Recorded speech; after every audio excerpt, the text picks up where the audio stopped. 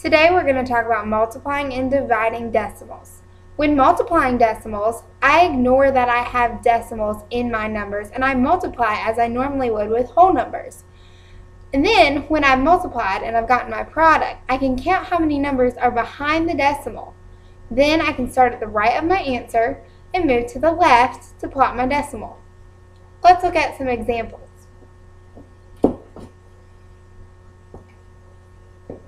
I have 2 4/10 times 1 3/10.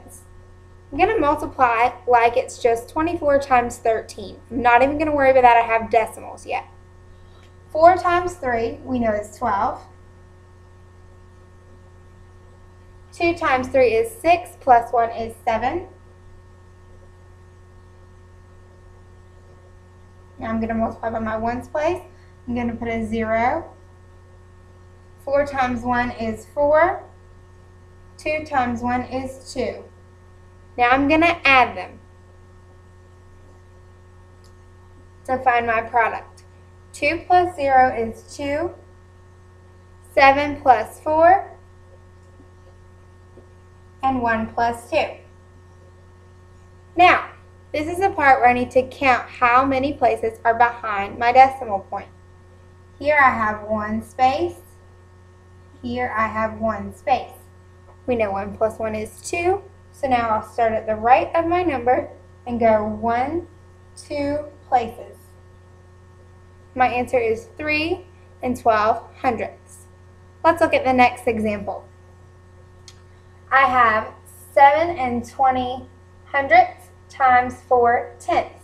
Notice my decimal is not in the same place. This is okay. I'm going to multiply like it's 720 times 4. 0 times 4 is 0. 2 times 4 is 8. Now we do 7 times 4. 28. Make that darker. Alright, now I got to count my decimal points.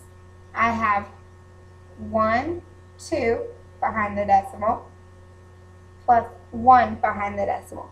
So altogether, I need to move it 3 places. 1, 2, 3. Plot my point. This number is 2 880 thousandths. Let's talk about division.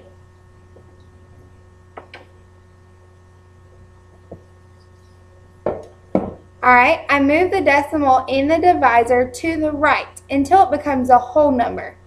Then I move the decimal in the dividend the same amount of places. Then I'm going to divide normally and bring the decimal up to the quotient from the dividend. Alright, let's take a look at some more examples. Alright, first I'm going to make this a whole number. So in order to do that, I'm going to move my decimal to the end of the number, so it becomes 4. Now I have to move it in my divisor as well. Dividend, excuse me. This is my divisor, this is my dividend. Alright, now it's here. So I have 4 and 16. Okay, 16 divided by 4. 4 does not go into 1. 4 goes into 16 4 times. Subtract and I get 0.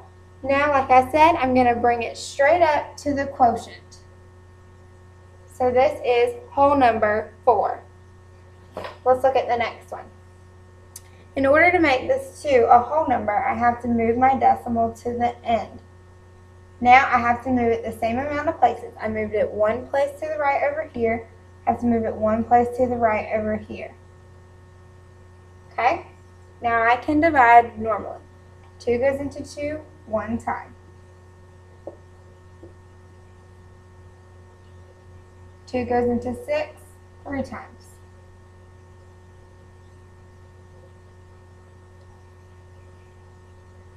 2 goes into 8 4 times, evenly. Alright, now I have to bring my decimal straight up.